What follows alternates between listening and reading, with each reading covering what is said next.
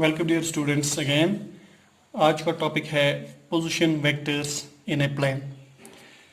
Suppose मेरे पास है कोई ऑब्जेक्ट जिसकी पोजीशन है p, इसके कोऑर्डिनेट्स हैं x और y।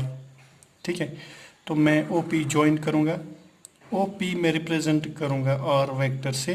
तो यहाँ पे r वेक्टर है पोजीशन ऑफ द पार्टिकल जिसके दो कोऑर्डिनेट्स हैं x and y।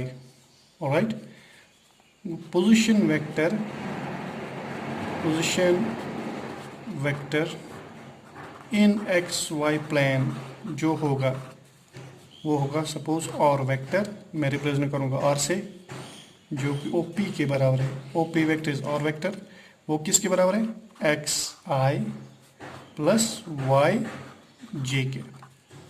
ऑलराइट, यानी इसने कितनी डिस्टेंस की है along x axis, horizontal x, तो यहाँ से यहाँ तक कितना है x, और वर्टिकल यहाँ से यहाँ तक इसने डिस्टेंस निकाली है y। Alright, x magnitude x in x direction, y in y direction. So this is the position vector or vector of a particle in a plane. Right? तो अगर हमें इसका मैग्नीट्यूड निकालना है तो हम कैसे निकालेंगे इस पोजीशन वेक्टर का मैग्नीट्यूड। आप देखो यहाँ पे, suppose this is make angle theta, यहाँ पे ये P है, यहाँ पे O, यहाँ पे N, तो यहाँ से यहाँ तक कितना है ये x, तो यहाँ से यहाँ कितना है ये y। ठीक है, तो ये क्या है r। तो अगर आप देखोगे भाई ट्रायंगल ऑफ वेक्टर एडिशन, तो और वेक्टर किसके बराबर है x vector plus j y vector xi plus yj। तो इन टर्म्स ऑफ मैग्नीट्यूड आप देखोगे r स्क्वायर जो होगा this will be x square plus y square. Right, तो मैग्नीट्यूड और वेक्टर जिसको सिंपली r से मैं लिखूंगा वो किसके बराबर आएगा x square plus y square. ठीक है, ऐसे हमारे पास ये एक्स वाई प्लेन में था ये vector, may be it can be in Y Z plane और एक्स जेड प्लेन। अकॉर्डिंगली हम इसको पोजीशन वेक्टर और उसका मैग्नीट्यूड निकाल सकते हैं। नेक्स्ट हम देखेंगे डिस्प्लेसमेंट वेक्टर। अगर कोई ऑब्जेक्ट प्लेन में था, विथ टाइम वो डिस्प्लेस होगा, अपनी पोजीशन उसने चेंज की है विथ टाइम, तब हम उसका डिस्प्लेसमेंट कैसे निकालेंगे। सपोज ये हमारे पास है एक्स वाई प्लेन, यहाँ पे ऑब्जेक्ट था पोजीशन P1 जिसके कोऑर्डिनेट्स थे सपोज x1 y1। ठीक है, तो हमारे पास जो OP है OP1 वेक्टर, ये इनिशियल पोजीशन है इस पार्टिकल की with respect to origin. Suppose ये ऑब्जेक्ट मूव हुआ अप टू पोजीशन P2 जिसके कोऑर्डिनेट्स हैं x2 और y2। तो OP अगर हम ज्वाइन करेंगे तो यहाँ पे हो गया OP वेक्टर R2, यानी इसका फाइनल पोजीशन। सो P1 इसकी इनिशियल पोजीशन है, P2 इसकी फाइनल पोजीशन है। तो अगर हम देखेंगे इनिशियल पोजीशन वेक्टर जिसको हम R1 वेक्टर से लिखेंगे, वो क्या होगा x1i प्लस y1j। ऑलराइट, ये है position vector, initial position vector. जब ये मूव हो जाएगा अप टू P2 तो फाइनल पोजीशन वेक्टर क्या होगा R2 vector, that will be x2i plus y2j, क्योंकि यहाँ पे कोऑर्डिनेट्स हैं x2 और y2।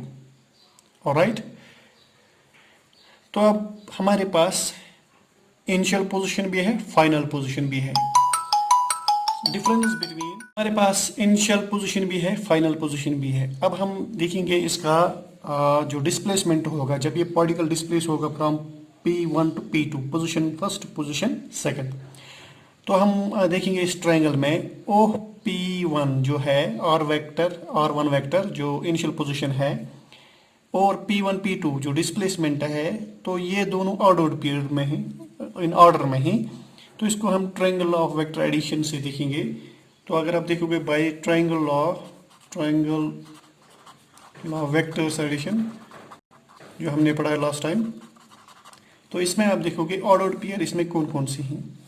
इसमें ऑर्डर्ड पेयर है OP1 vector plus P1 P2 vector जो किसके बराबर है OP2 वेक्टर। ऑलराइट, ये हो गया R1 vector plus P1 P2 vector, ये हो गया R2 वेक्टर। तो हमारे पास जो डिस्प्लेसमेंट वेक्टर है P1 P2 वेक्टर ये किसके बराबर होगा R2 vector minus R1 vector, final position minus initial position.